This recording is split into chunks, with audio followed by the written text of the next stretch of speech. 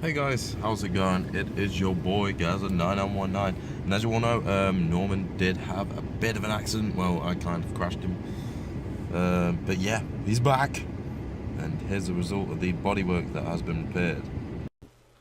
So when I got this back, I was amazed to see this. This corner looks brilliant. Like, he's even got that little bit. I didn't even want that bit doing, but he got it anyway.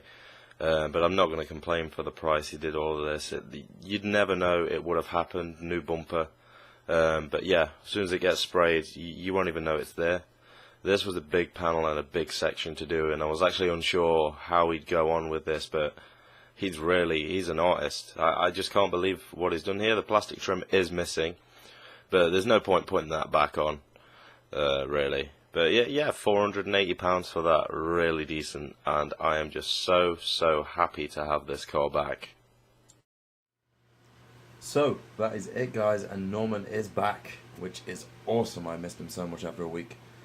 But yeah, if you enjoyed this sort of video, you know, the life of Norman, Project Norman, whatever we're going to call this series, if you enjoyed this video, don't forget to leave a like and subscribe for more of this sort of content, and press that bell icon for future upload notifications.